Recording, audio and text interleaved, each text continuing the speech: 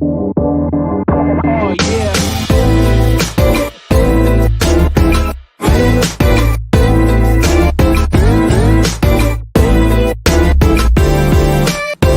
Oh yeah.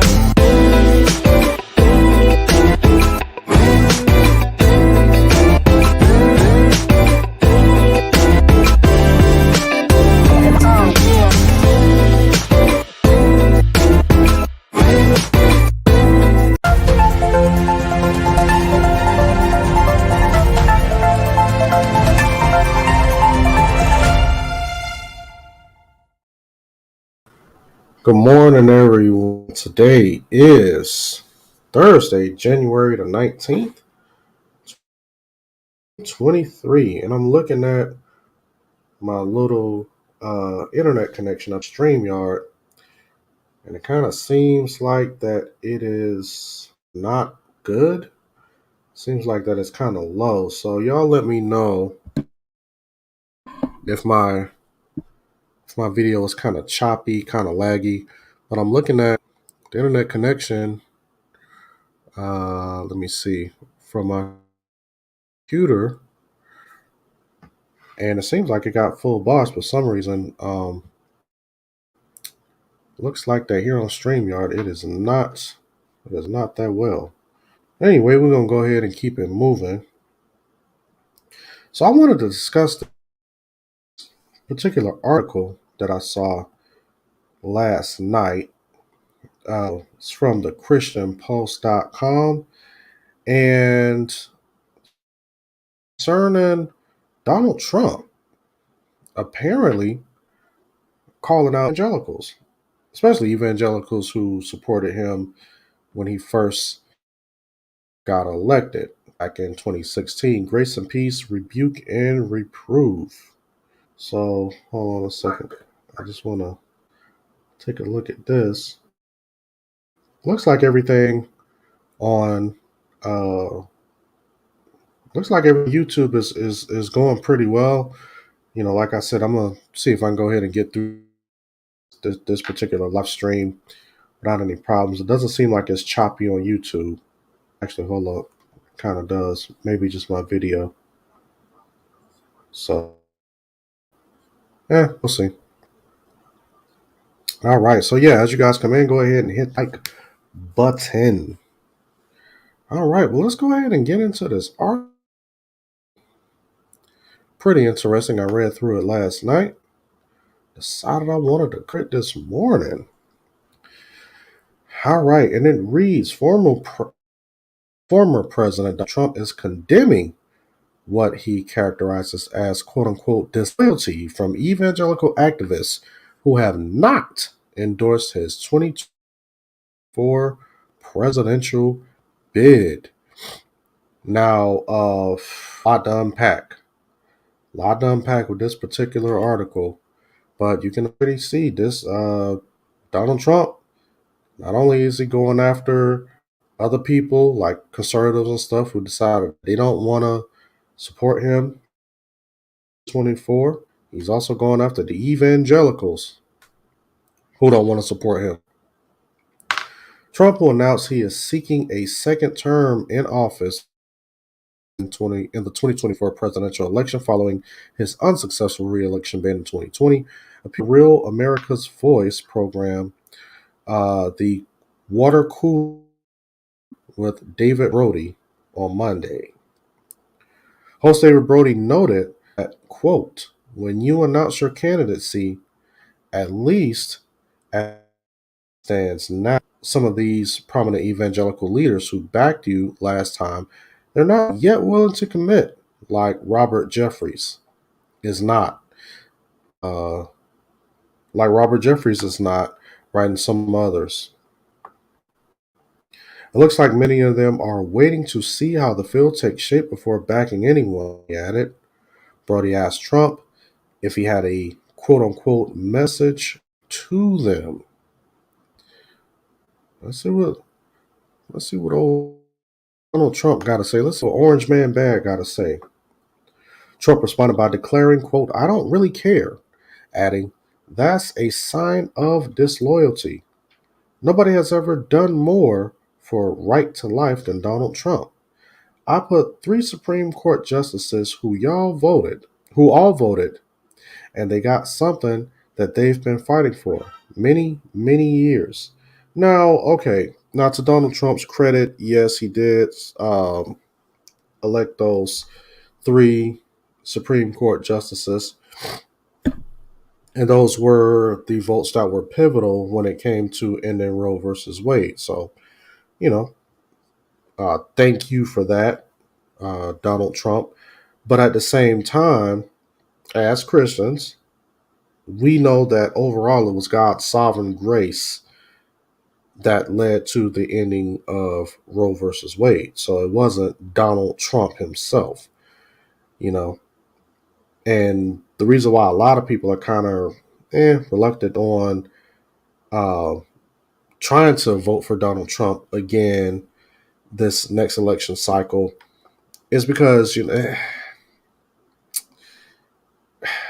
I don't know. Donald Trump has always. I mean, even in 2016, a lot of people were just kind of like, we don't really know if we really want this guy in office, but people just didn't want Hillary Clinton in office that much more. So a lot of people were not really too high on Donald Trump.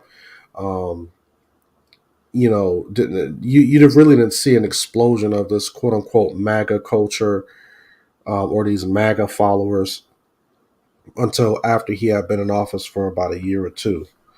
So, but and this is one of the problems with Donald Trump is that he is willing to put a lot of attention on himself instead of the work of God. Although he had called himself a Christian a couple of times, so you know, but yeah, this was not done by Donald Trump. This was done by God's sovereign grace. All right, let's continue because it's quite a bit I do want to say about this, but I want to kind of get through this article.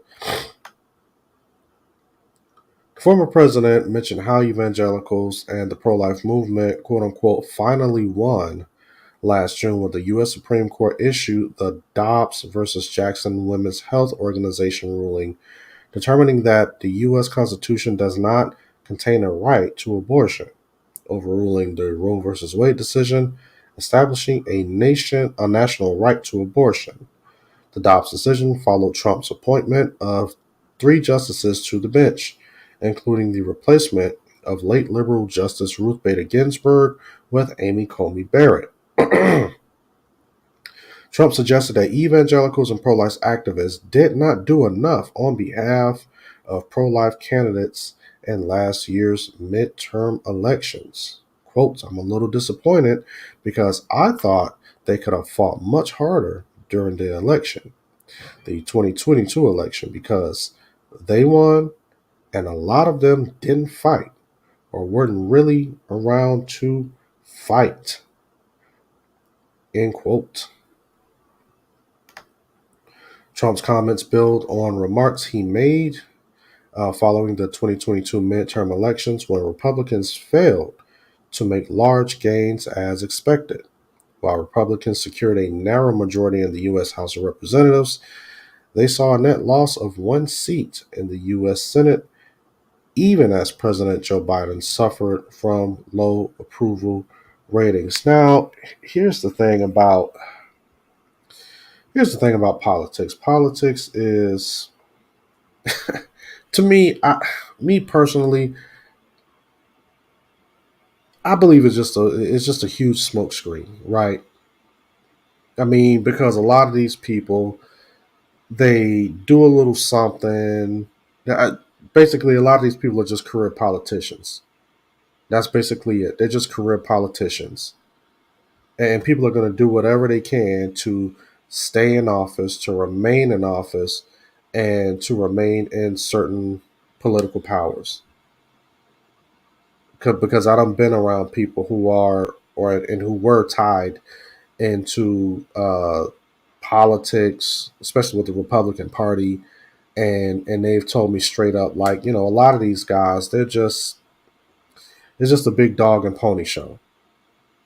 A lot of people get gaslit. I ain't gonna lie, I got gaslit. I've been gaslit a couple of times, with politics. But yeah, I mean, I think that they do an excellent job at gaslighting people, but overall, um, politics, American politics, I will say that it is a huge dog and pony show. So when we're talking about like, um, how could, because remember they have been pushing this whole red wave, you know. Um, Hold on, let me see. Mrs. Tyra Rice says, am I wrong for not being into politics? No, I'm not going to necessarily say that. And then plus, too, I want to get back to a question that Dunamy brought up yesterday as we was getting off, because he did ask, um, you know, should Christians be involved with politics? But I'm gonna touch on that uh, after the end of this article.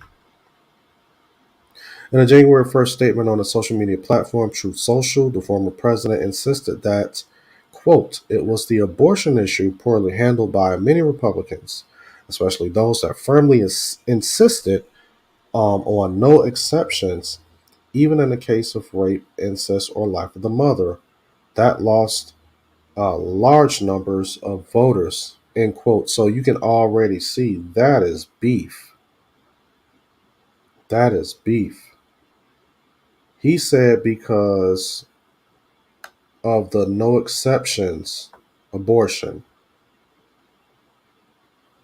Oh, let me read that again. I'll make sure I'm reading that in context.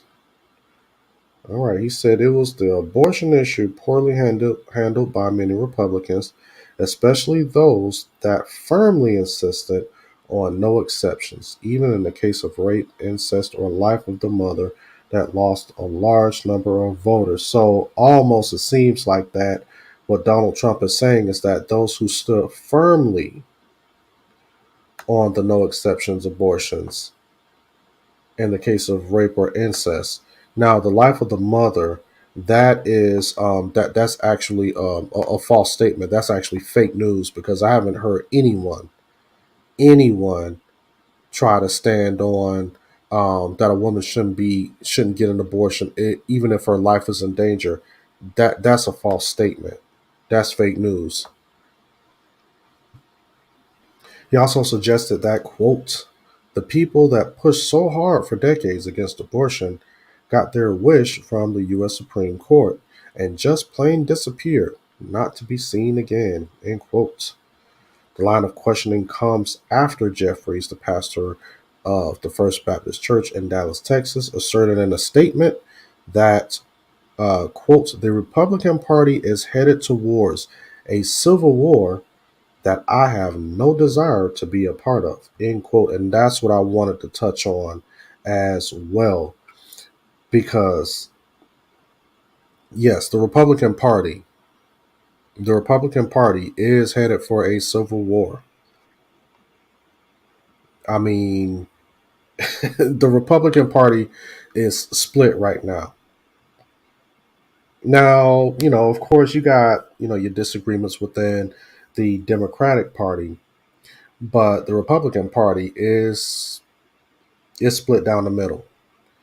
And the reason is because you got different types of quote unquote Republicans. First, you got your first you just got your regular conservatives. Your people who was just like, hey, listen, I just want to, make sure that we're upholding the Constitution and what was the dream that the forefathers had when it came to this country. Free enterprise, capitalism, um, uh, family, the family structure, having control of our education, our economy, et cetera, et cetera. You just got your regular old basic, conservatives. And I would probably fall into that category. Then you got your right wing, quote unquote, conservatives, Republicans. Those are the people like your Proud Boys and your white supremacists and those who believe that America should be for a certain group of people, although they don't say it out loud. But you know, but that's the message that they try to push. you know. And then you got your liberal type conservatives who, on the surface, they wear the title Republican, but they kind of lean more towards the Democratic or liberal talking points, I would say. And now you got all of these people bumping heads because no one really has firm foundation, a firm foundation uh, on what the party should be.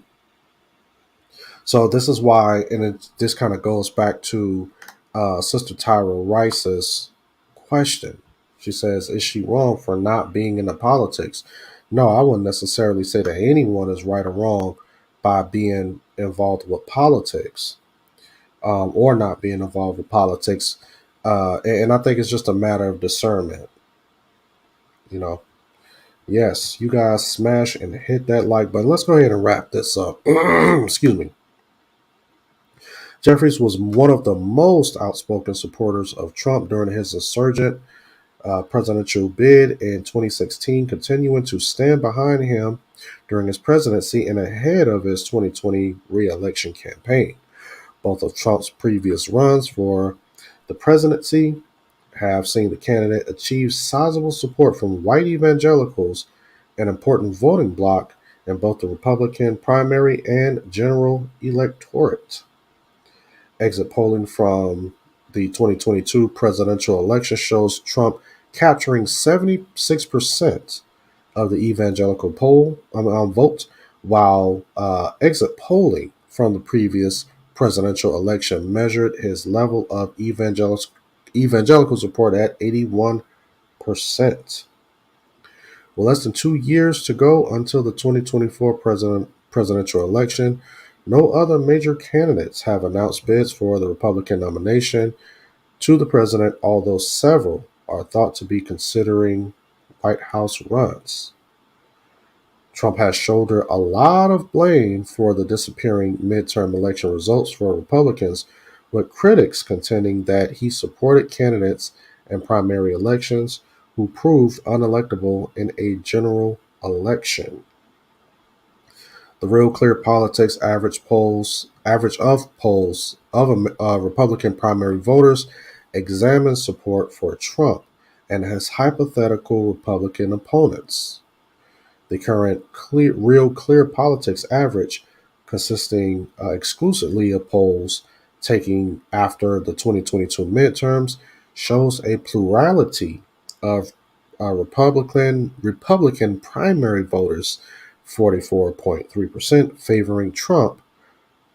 Florida Governor Ron DeSantis, a rumored 2024 White House hopeful who recently won re-election by a massive landslide, and is in second at 30.5%, while all other prospective candidates listed have support in the single digits. Now, I will say, I think that a lot of people like Governor Ron DeSantis over Donald Trump. So a lot of people were, especially on the Republican side, they was kind of looking at Donald Trump's side eye when he started talking mess about Governor Ron DeSantis and the Texas Governor Greg Abbott. So that is kind of what of the civil war that Jeff Jeffries is talking about that he doesn't want to be a part of, because you got a lot of people who, including myself, I like Governor Ron DeSantis. I like what he's done with Florida. I like the way that he stood 10 toes down during the COVID-19 pandemic. You know, I like what he did, especially concerning uh, the sex ed classes inside of public schools, trying to teach kids sexual education at 5 and 6 years old. He's just like, no, we're not doing that in Florida. You know, I think he had something about critical race theory as well. You know, trying to make sure that that's not being taught in school, in public schools, especially funded by taxpayers. So when Donald Trump came out and he started talking mess about Ron DeSantis, that really wasn't a good look. And this is why a lot of people are not really riding with Trump this second time. So a lot of people got some reservations because they're just like, I don't know, that really wasn't a good look, Mr. Trump. But let's continue.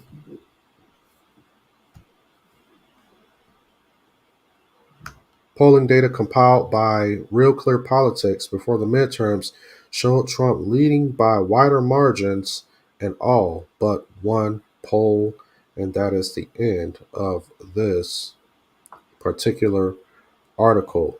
Now, to kind of go back to Dunamis's question, or Dunami's question, um, like I said, he asked, should a Christian be involved in politics? And like I stated before, I think that there has to be a level of discernment, and I feel that you really got to be led by the Lord to be involved in politics as a true Bible believing Christian, as a person who has the Bible as their foundation of every decision that they make, every life decision, every career decision. If they take all of that stuff if they take the Bible into the account before they actually make these huge decisions, I think that there has to be a huge level of discernment, and there has to be a leading by the Spirit for people to want to get involved into American politics. And the reason why I say that is because I know people personally who have a solid foundation in the Bible, and they have been around politicians. We're talking about people, and some of these people have worked alongside or worked for politicians. Especially at the local level. They didn't even go into the whole federal thing, but a lot of people that I know, I want to say maybe about 5, 6 years ago, who was who were Christians and kind of had their foot inside of politics to hopefully bring change to the I'll probably say change. Well, let's just say at a local level, they wanted to kind of bring change to the cities or the counties or even the state at a local level with the foundation of Scripture. They've seen a lot of things. They've seen a lot of backhanded backyard. I wouldn't say backyard, but there was some deals and stuff that was cut behind closed doors with the ops. Certain people and certain things that they said that they were like totally against, and they was trying to fight against. As soon as a deal came on the table that benefited them, then they had to compromise, and they had to compromise their quote unquote Christian faith that they had to uh, uh, that they were standing on. I'm not saying that the folks that I know, but the politicians that they were working for. So let me clear that up. That the politicians who claimed that they were for Christians and the Christian faith and Bible principles and stuff like that, they've accepted deals and they've done things to where it just totally goes against the Christian faith that they claim that they believed in. And a lot of the brothers and sisters that were working closely alongside of these politicians said that, what, forget it, we can't be a part of that. We can't be a part of that because politics and our faith, um, in the end, you're going to come to that fork in the road, and you're going to have to choose. You're going to have to choose whether or not you're going to have to compromise your faith, or you're going to have to stand firm on your faith. It's always that compromise when you're dealing with politics. And Entire Right says, personally, I'm neither too lazy or annoyed to listen to the debates. Yeah, and the thing is that that's another thing too, because a lot of these politicians, they will sell you a lot of wolf tickets. I mean, even Donald Trump done it to a certain point where he said he was going to do certain things, and some of these people may have good intentions of doing these things, but in all reality, when you have to deal with Democrats. If the Democrats hold majority of the power on one side of the government, And if you want to get something done, then you may have to compromise. You know what I'm saying? It's just like prime example with Donald Trump. He wanted to defund Planned Parenthood, but what did he ended up doing?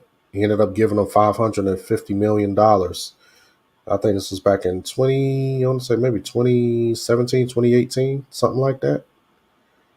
You know, so it's a lot going on, in politics, and I think that any Christian, any person who claims that they are um, that they are standing firm on the faith, standing firm on the Bible, like I believe that you would have to be led by the Spirit, um, because it's a lot of dark stuff that go on in politics. But anyway, back on Trump before I get ready to close out of here. The reason why evangelicals are not, a lot of evangelicals, and I'm not talking about, well, first of all, I will say this. Folks like myself who have stood firm on the Bible, and I ain't gonna lie, I did vote for Donald Trump, but I also voted for Barack Obama as well. And I did that based on policy, not just because of their attitudes or they were just really charismatic or anything like that. There were some promises that was made, and both of these guys fell short on the promises that they clearly said that they were going to fulfill once they became president. They just didn't. But when it comes to Donald Trump, um, now I will say Donald Trump was a guy who I think he got a lot of traction because he was saying what a lot of people at the time wanted to hear. A lot of people wanted to see somebody stand up and say things in a boisterous manner. So, he became pretty popular for that. But in the manner in which he did things, a lot of people, even myself included, I was just like, I mean, he can kind of fall back on the way that he presents his arguments to people. And I think that a lot of people,